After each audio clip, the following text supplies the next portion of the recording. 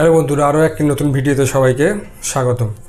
আজকের ভিডিওতে আমরা দেখব যে ভোটারের এসআইআর চালু হতে চলেছে, তো কাদের নথির প্রয়োজন হবে এবং কাদের নথি লাগবে না, তো সেই বিষয়ের উপর আজকের ভিডিও। যাদের জন্ম 1/7/1987 আগে তাদের নথি দেখাতে হবে। মনে করুন কারোর জন্ম হয়তো 1/7/1987 আগে, তাহলে তারা কি নথি দেখাবে এবং কি কাগজপত্র তারা দেবে। আচ্ছা, আগে বলে দিই কাদের নথি লাগবে না। 2002 ভোটার লিস্টে যাদের নাম আছে তাহলে তাদের দ্বিতীয়বার আর প্রমাণ করতে হবে না যে তারা ভারতীয় বা ভারতের নাগরিক, তাহলে সেই সব ব্যক্তিদের কোনো নথি লাগবে না।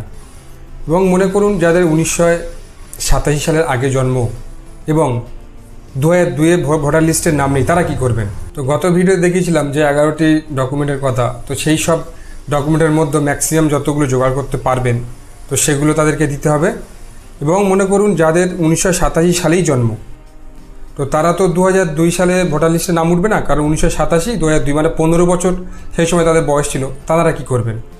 কারণ তাদের 2002 সালের লিস্টে নাম উঠবে না, কিন্তু পরবর্তীতে যখন নাম উঠবে সেক্ষেত্রে তাদের যে ডকুমেন্টগুলো এখানে লিস্ট দেওয়া আছে, তো সেই সব ডকুমেন্টের মধ্যে আপনারা ম্যাক্সিমাম যতগুলো জোগাড় করতে পারবেন সেগুলো এখানে সাবমিট করলে হয়ে যাবে। এবং যাদের 2002 এর লিস্টের নাম ওঠেননি এবং আপনারা বুঝতে পারছেন না যে উঠেছে কিনা, তারা কি করবেন? তো কীভাবে 2002 এর লিস্ট ডাউনলোড করবেন, এসআইআর লিস্ট, তো আমি পরবর্তী ভিডিওতে দেখিয়ে দেবো। তো তারা ওখান থেকে দেখে নেবেন। এবং আপনার বাড়ি যখন বিএলওরা ভেরিফিকেশান করতে আসবেন, তো তানাদের কাছেও লিস্ট থাকবে, তানারাও দেখিয়ে দেবেন যে আপনার নাম ওখানে আছে কি নেই। তো 1987 সালের আগে যদি বা আপনাদের জন্ম হয়ে থাকে সেক্ষেত্রে মোটামুটি আপনারা এই ডকুমেন্টগুলো যতটা পারবেন জোগাড় করে রাখবেন। 1/7/1987 সালের পরে যাদের জন্ম সেক্ষেত্রে আপনারা কি করবেন? তো প্রথমে দেখবেন যে 2002 সালে আপনাদের বাবা অথবা মায়ের এসআইআর লিস্টে নাম উঠেছিল কিনা, 2002 সালের লিস্টে নাম উঠেছিল কিনা। যদি বা নাম ওখানে উঠে থাকে বা ওই ভোটার লিস্টে যদি বা নাম থেকে থাকে বাবা অথবা মা, তাহলে আপনাদের কোনো নথি না দিলে চলে যাবে, ওই ভোটার লিস্ট জেরক্স করে অ্যাটাচ করলে হয়ে যাবে। এবং অনেকে কনফিউশন আছেন যে 1987 সালের আগে অনেকের হয়তো জন্ম হয়েছে এবং 2002 সালে তাদের লিস্টে নাম ওঠেনি। তো সেক্ষেত্রে কিন্তু আপনারা এই ডকুমেন্টগুলো মোটামুটি হাতে রাখবেন বা এই ডকুমেন্টগুলো জোগাড় করার চেষ্টা করবেন।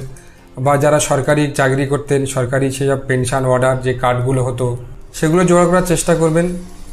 এবং বাকি এখানে যে কাগজগুলো, আরও কাগজগুলোর কথা বলা হয়েছে, এগুলো আপনারা জোগাড় করার চেষ্টা করবেন। এবং আপনাদের যদি বা আগে 1971 সালের এরকম যদি বা লিস্টে নাম থাকে তো সেগুলো আপনারা খুঁজে বার করার চেষ্টা করবেন। 1971 সালের ভোটার লিস্ট কীভাবে ডাউনলোড করতে হয় তো পরবর্তী ভিডিওতে আমি দেখিয়ে দেবো। 1971 সালের ভোটার লিস্টেও যদি আপনাদের নাম থেকে থাকে তবুও আপনারা প্রমাণ করতে পারবেন যে আপনারা ভারতীয়। এবং যারা বর্তমান সময়ে যাদের নাম নেই বা এখন বর্তমান সময়ে যাদের নতুন এসআইআর লিস্টের নাম উঠবে তারা কি করবেন?